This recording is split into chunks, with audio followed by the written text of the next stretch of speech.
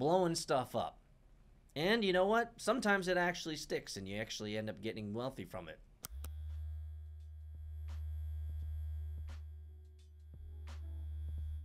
An artist blows up a Lamborghini to make NFTs in protest against crypto culture.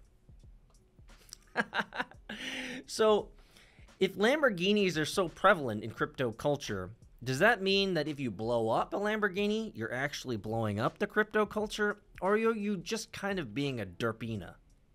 I'll let you guys figure out and decide as we get through this. You know, earlier this month, an artist called Shalams, or probably Shlams, with the help of explosive experts, blew up a Lamborghini worth just shy of $250,000. They are now turning the charred parts into a collection of 999 NFTs to protest crypto's get-rich-quick culture. I find this to be interestingly ironic in many ways, that you would buy a Lamborghini at $250,000, blow it up for the parts, and then sell those parts and abstractions of those parts as NFTs to make money as a message to crypto culture that you hate crypto culture and Lamborghinis. Nope. And his name is John C. I just, like, the amount of logic that's happening right now in this article and the amount of logic that is in this guy's brain, I cannot wait. I cannot wait to figure out how this guy has rationalized this. Quote, "This technology is incredibly promising," he says, Shlams. "There are so many good things we could do with it, but there are so many terrible things that are being done with it," Shlams tells the block by a video call. "It's really extractive. Zero-sum practices." Zero-sum practices? It sounds like if you're blowing up a Lamborghini for NFTs, then you're pretty much... Is this the irony of it? Is he pwning everybody? The pseudonymous artist chose a Lamborghini because, quote, "The Lambo is a pretty potent representation of people simply engaging with crypto because it's a way for them to make money off other people as quickly as possible."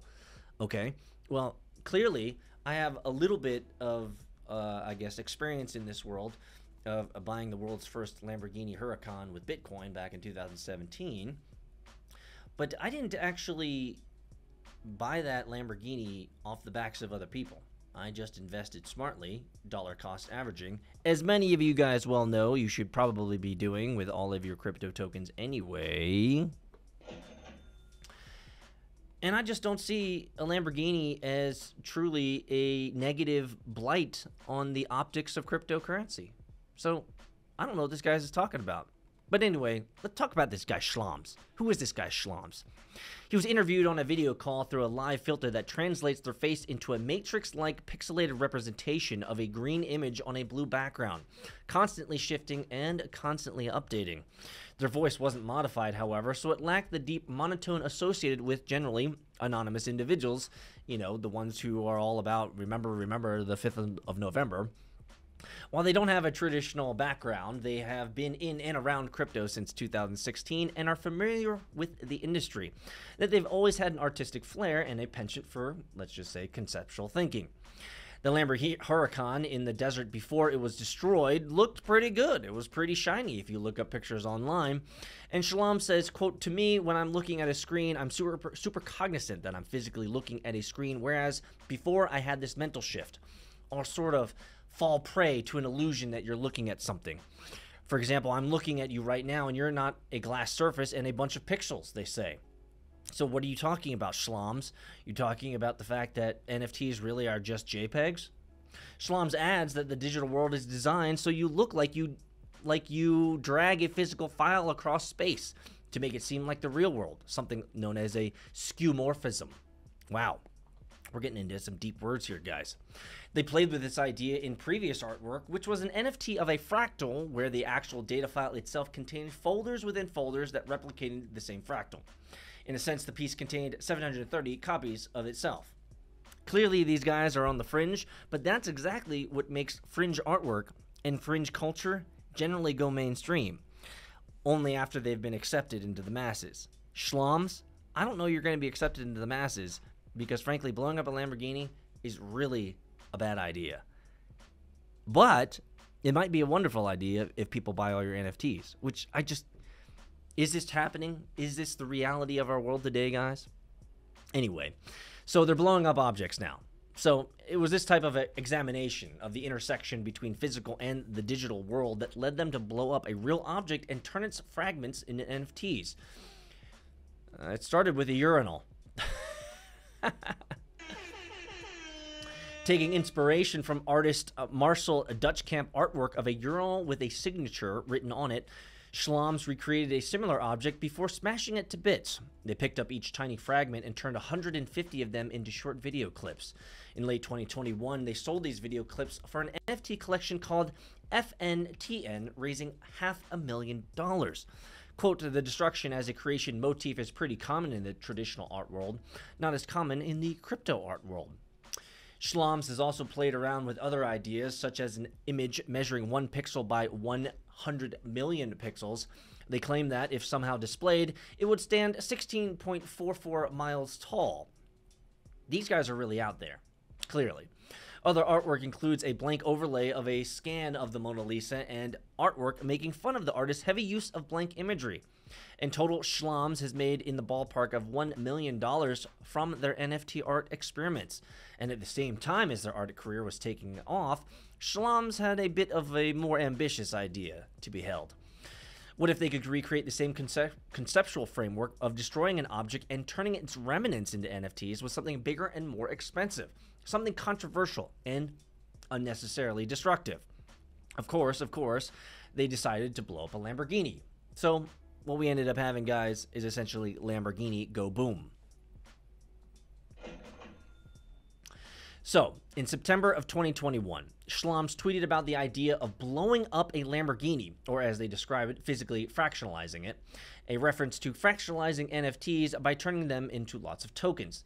They added that Riholt's wealth management COO, Nick Maguli, asked whether it would be, quote, chaotically destroyed or methodically disassembled. That was a hard word to say, guys. Methodically disassembled. And posed the question to their Twitter following. A poll was soon issued that Schlums followers narrowly chose chaos over order. And so, hence, we ended up with an exploding Lamborghini rather than a nice chopped up one where the parts could be actually displayed and enjoyed. Anyway, Schlums wants everyone to be clear that he hates Lambos. And that's why he wanted to destroy one, Schlums said on a Twitter at the time. In fact, the DAO will only allow people who hate Lambos, and that will be our aligning ethos. So clearly, Schlums, I'm not going to be signing up or lining up to blow up Lamborghinis because I think that's a terrible idea. Lamborghinis are meant to be driven, and man, I'll tell you, brother, if you actually really look into it, Lamborghinis are a lot of fun. I mean, I would know. Schlums got financial backing for the idea from a single entity and also used their own funds from previous art sales to push the idea forward. They started building out a team that would eventually encompass 100 people across the whole process. 100 people to blow up a Lamborghini? Are you kidding me? One part of the Lamborghini, man. Guys, this is happening. The Lamborghini Huracan, with a lot of miles on the clock for just under $250,000, and he essentially sent one of his minions to go pick it up and drive it over so they could blow it up. So they then drove it to an undisclosed desert location in the U.S. for its destruction.